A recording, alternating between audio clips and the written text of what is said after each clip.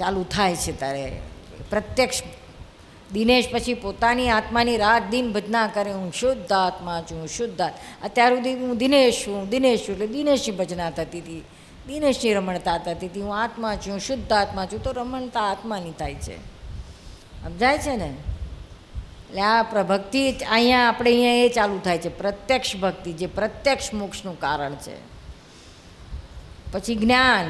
જ્ઞાન એ બે પ્રકારના છે, એક પરોક્ષ જ્ઞાન ને બીજું પ્રત્યક્ષ જ્ઞાન. બીજા શબ્દમાં અજ્ઞાન જ્ઞાન ને બીજું ખરું જ્ઞાન, જ્ઞાન રિયલ જ્ઞાન, અને બીજું ભ્રાંતિજન્ય જ્ઞાન, બુદ્ધિજન્ય જ્ઞાન, અને આત્માનું જ્ઞાન. હું દિનેશ છું, આ જાણું છું, ગમે એટલા શાસ્ત્રો માન્યા વાંચ્યા હોય, ધારણ કર્યા હોય, બધું કડકડાટ હોય, પણ છતાંય હું દિનેશ છું એ ના ગયું, અને હું જાણું છું, દિનેશ તરીકે જાણું છું રે, તો એ બધું અહંકારી જ્ઞાન છે, એ અજ્ઞાન કહેવાય છે. અને કશું ના જાણ્યું, માત્ર એટલું જાણ્યું કે હું આત્મા છું, હું દિનેશ છું જ નહીં, આ બધું ક્યાંય હું છું જ નહીં, તો એ સાચું રિયલ જ્ઞાન છે. એ જ્ઞાન મળે છે ને તને, એ મળી ગયું ને તને, તો એ રિયલ જ્ઞાન મળી ગયું. આ ક્રમમાં એ તને 2 કલાકમાં મળ્યું. પછી કર્મ. આ ક્રમમાં કર્મ કેવું છે તો કે હું શુદ્ધાત્મા, અને દિનેશ તારી ફાઇલ, બધી ફાઇલો તારા સવારથી સાંજ સુધી બધા જેટલા તારા હિસાબ છે વ્યવસ્થિતના ફાઇલો કહીએ આપણે, એનો તું સંભાવે નિકાલ કરે, એટલે આ બધા કર્મોમાંથી છૂટી જઈશ તું. આપણે ફાઇલ કહ્યું છે, સમજાય છે ને? એટલે નોખું રહે અને આ તું આત્મામાં રહી શકું. કર્મ તો પાછા કહે છે મારા જ કર્મો ને, એટલે મન હોય તારા કર્મો, તું આત્મા છે તો તારા કર્મો ના. અખાએ કહ્યું છે ને, જો તું જીવ તો કરતા હરી, અને જો તું શિવ તો વસ્તુ ખરી કે છે. શ્રીમદ રાજચંદ્રએ કહ્યું છે, છૂટે દેહા ધ્યાસ તો નહીં કરતા તું કર્મ, નહીં ભોગતા તું તેહનો, એ છે ધર્મનો મર્મ. દેહાધ્યાસ છૂટે તો તને કોઈ કર્મ નથી. અર્જુનને ના કહ્યું, કૃષ્ણ ગીતામાં જ કહ્યું ને, કર્મ કરવા છતાં અકર્મ દશામાં આવીને કર. આ તું નથી મારતો, એ નથી મરતા, તું આત્મા, એ આત્મા, આત્મા મારતોય નથી ને મરતોય નથી. આ તો આ તારું આવી પડેલું કર્મ છે, તે તારે પૂરું કરવાનું છે, પણ તું કરતા થઈ ના કરીશ. અને એ રીતે એણે કર્યું, કરોડોને મારી નાખ્યા, પણ એ જ ભય મોક્ષે ગયો. બોલો, નહીં તો એને નરકે જવું પડે, આટલાને મારી નાખે, પણ નથી કર્મ માનતા તું. અને આમ તો કીડી મરી ગઈ કે મારાથી મરી ગઈ, મને પાપ લાગ્યું ને. અજ્ઞાન છે તો બધું લાગવાનું છે, પણ જ્ઞાન હોય તો કશું લાગે નહીં. તો એ તને અનુભવમાં આવે છે ને, હું કરતો નથી, વ્યવસ્થિત કરે છે, એટલે કર્મ તને નડતું નથી. અક્રમ ત્રીજું, 3 આવી ગયા, હવે 4થું હોય તો કાઢ.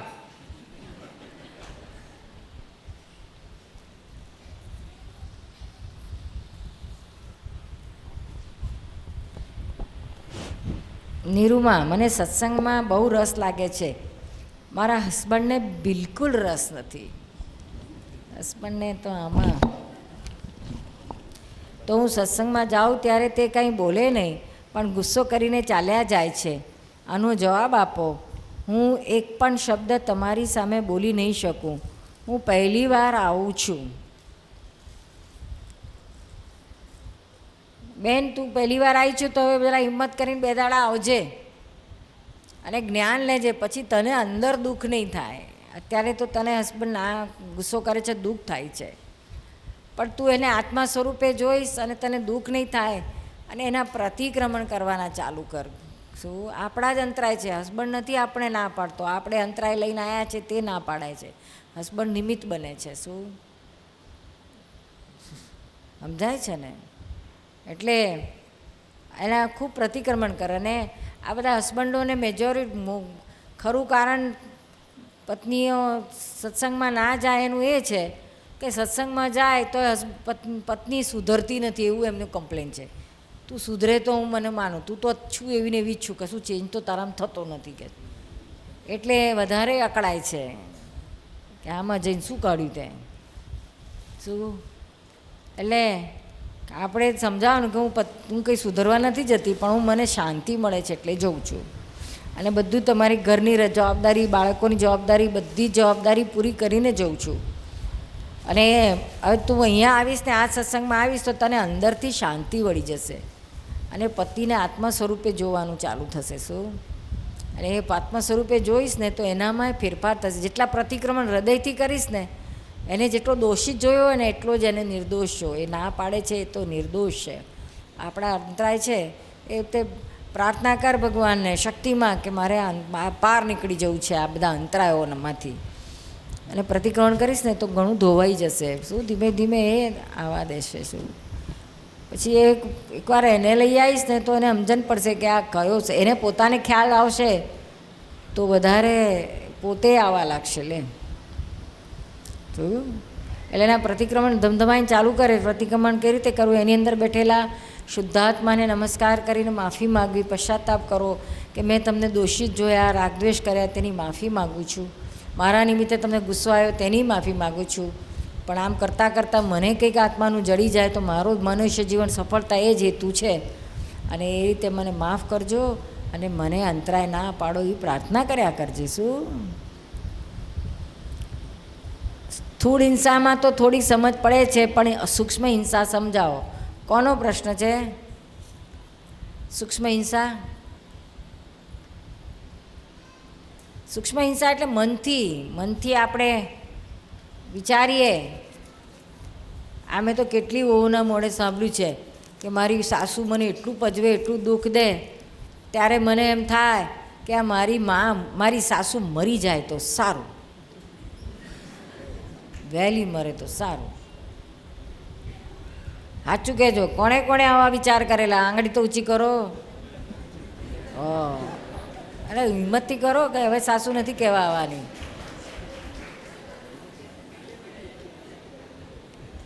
આ મનથી હિંસા કરીશું, એનું પ્રતિક્રમણ કરવાનું. શું બહુ મોટું પ્રતિક્રમણ કરવાનું. સમજણ પડી ને? મનથી હિંસા. આપણે આમ મચ્છર મારતા ના હોય પણ મનમાં એમ થાય કે આ મચ્છર હાલા મરી જાય તો સારું, એ મનથી હિંસા થઈ છે.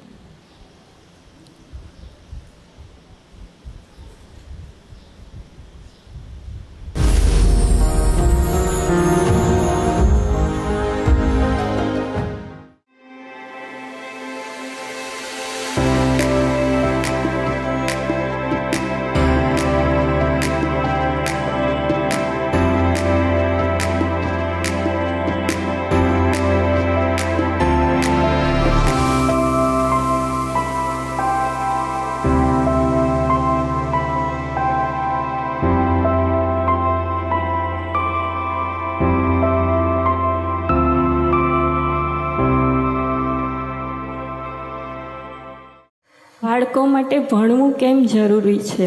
એમાં ભણવાનું ઇમ્પોર્ટન્સ વિશે થોડુંક બોલે.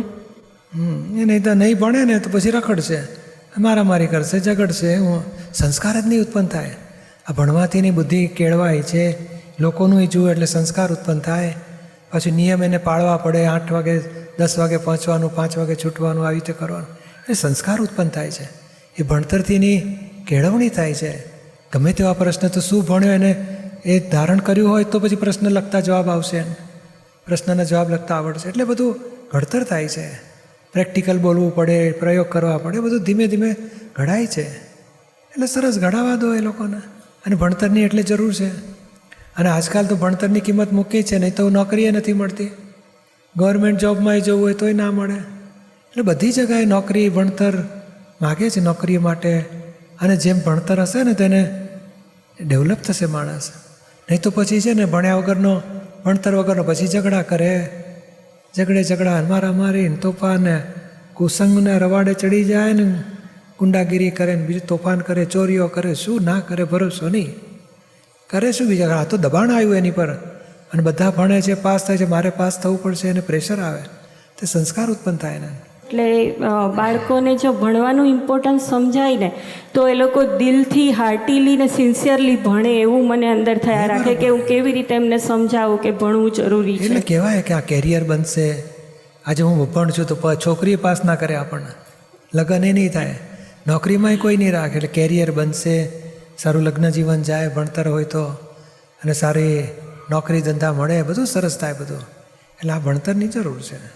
અને પૂજ્યશ્રી, ક્યારેક છે ને ક્લાસમાં કોઈક બાળકો એવા હોય કે જે એવું કહેતા હોય કે આજે કંટાળો આવે છે ને આવું દરરોજ થતું હોય પાછું, પણ એમને ખાલી ભણવામાં કંટાળો આવતો હોય, બાકી આમ હોશિયાર હોય. અને એટલે ક્યારેક થોડું એવું મન- થાય કે એના લીધે બીજા બાળકોનું બગડશે એવું પણ લાગે આપણને, તો એટલે આ ત્યાં એમને કેવી રીતે? મન થોડું કંટાળે છે, અને થોડી વાર પછી સારું થશે. આ બોલો, ભણવાથી ટીચરનો વિનય ઉત્પન્ન થાય, મા બાપનોય વિનય ઉત્પન્ન થાય, આપણાથી વધારે ભણેલા હોય એનોય વિનય કરતા આવડે એને, ભણેલો હોય તો. એટલે બહુ સારી વસ્તુ છે ભણવા દેવાનું. અને એને કંટાળો આવે તો કે થોડી વાર મન બોલે છે, આપણે સરસ થોડી વાર પછી મન કંટાળવાનું બંધ થશે, બીજું કંઈક કરશે. આપણે આપણું જે ટાઈમે જે કરવાનું હોય, ભણવાનું હોય તો ભણો, રમવાનું હોય તો રમો, જમવાનું હોય તો જમો, ટીવી જમતી વખતે ના જોવો, બધું આપણે ગોઠવેલું પ્રમાણે એવું ગોઠવો કે જેથી કરીને જે વખતે જે કાર્ય કરતા હોય તે કરાય આપણાથી. સમજણ પાડીને વ્યવહાર કરવા. હા, એટલે જો એવા દાદાની તો પ્રાર્થના છે એ બધી શીખવાડી શકાય. અંતર્યામી પરમાત્મા બોલીને શીખવાડવાની. એ પ્રાર્થનાઓ બધી બોલે ને, બહુ ફરક પડે.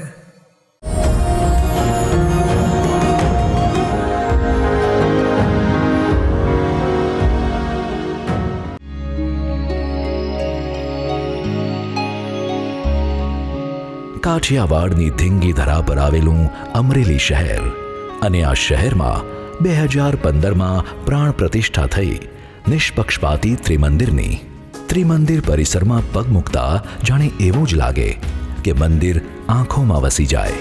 આંખોમાં વસી ગયું છે દાદાનું ત્રિમંદિર એવું. આંખોમાં વસી ગયું છે દાદાનું ત્રિમંદિર એવું. નિધિ ધ્યાસનમાં બધા ભગવાનને હસતા જો.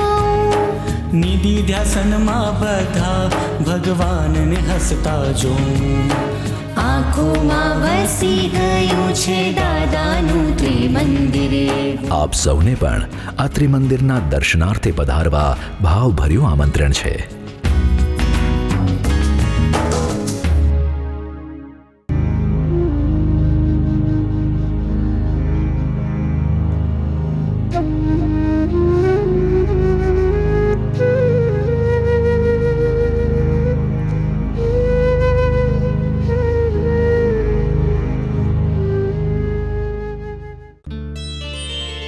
It's Dada Bhagwan Foundation presentation. Trimandir Sankul, Adalaj, District Gandhinagar, Gujarat. Phone 9327 010101.